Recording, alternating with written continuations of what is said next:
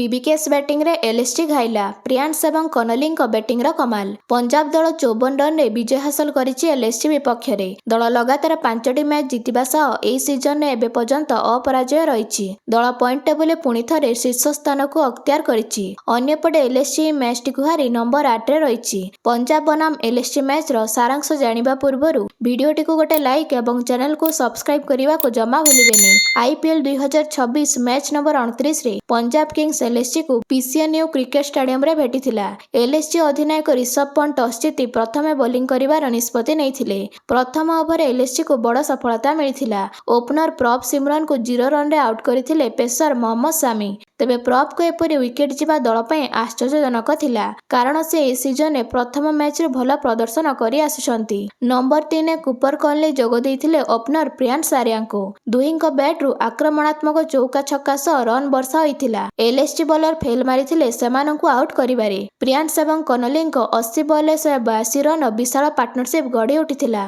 दल power play रे 63 score करथिला। तेबे मार्क्रम को बॉलिंग 13 ओवर महंगा साब्यस्त होइथिला एलएसजी दल पय, कारण दुहे प्रियांश एवं कनली मार्क्रम को ओवर 32 रन करथिले, जेउथरे 5टी छक्का शामिल थिला। तेबे पंजाब किंग्स 14 ओवर द्वितीय विकेट हराइथिला, जहाकि कुपर कॉनलींको थिला। ए गुरुत्वपूर्ण wicket LSG pacer Prince Yadav नेइथिले, फलरे बड़ भागीदारी अंत घटिथिला। कनली 35 बॉल निजर अर्धशतक पूर्ण करने सह 87 रन धुआंधार पारी खेलिथिले, जेउथरे से 8टी चौका 7टी छक्का मारिथिले। तेबे प्रियांश आर्या निज सेंचुरी पूर्ण करिबारे 7 रन पछरे थिले। एतिकी बेले पेसर एम सिद्धांत तांकर विकेट नेबारे सफल होइथिले। सेट बैट्समैन आर्यांको विकेट पड़िथिला 15 ओवर रे, जेतेबेले कि पंजाब रो स्कोर 187 रे थिला। तेबे मिडिल ऑर्डर रे अधिनायक श्रेयस अय्यर एवं मार्कस स्टोइनिस क्रीज रे बजाय रहिथिले। स्टोइनिस गोटिए पटे स्थिर रहिथिबा बेले अन्य पटे विकेट पड़ी चलिथिला। श्रेयस अय्यर 5 रन रे मोहसिन खान को हाथरु आउट होइथिले। परे नेहाल वेढेरा जोग देइथिले स्टोइनिस को, मात्र से मध्य गोटिए चौका सह गोटिए छक्का मारी एम सिद्धांत द्वारा आउट होई पेविलियन फेरथिले।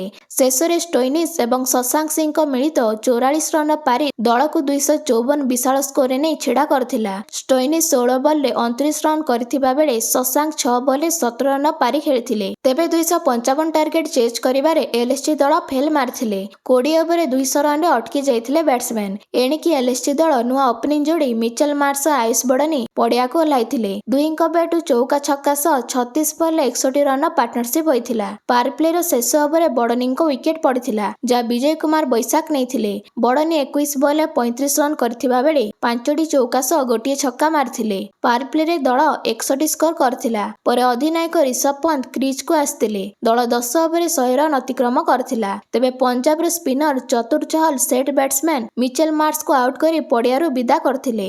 मार्श 28 बॉल 40 रन करथिले, जेउथरे से 3टी चौका सह 2टी छक्का मारथिले। एणिकी परे ऋषभ पंत मध्य निज विकेट हराइथिले। तांको पेसर अर्शदीप सिंह आउट करथिले। ऋषभ पंत 23 बॉल 43 रन करिबा सह 4टी छक्का सह गोटिए चौका मारथिले। तेबे आइडन मार्करे माजिर मैच रे नंबर 5 रे बैटिंग करने को आस्थिले। शेषरे मार्क्रम एवं मुकुल चौधरी को 33 बॉल 60 रन भागीदारी होइथिला। मार्क्रम 42 रन करथिबा बेले मुकुल चौधरी 21 रन पारी खेलिथिले। शेष ओवर मार्क्रम निज विकेट हराइबा सह पंजाब विपक्ष रे मैच टी को मध्य हराइथिले। एणिकी प्रियांश आर्या को विस्फोरक पारी दल को भल आरंभ देइथिले, जहा पे तांको प्लेयर ऑफ द मैच पुरस्कार मिलिथिला। तेबे सुपर संडे रे डबल हेडर दीपर मैच रे आरआर बनाम केकेआर मध्य रे खेला जाइथिला, जेउथरे केकेआर ए सीजन रे निजर प्रथम विजय हासिल करिछि। केकेआर 4 विकेट रे आरआर ठारू जीतिछि। तेबे आगामी जीटी बनाम एमआई मैच रे आपण माने कहा सपक्ष रे अछंती ता कमेंट माध्यम रे जणांतु।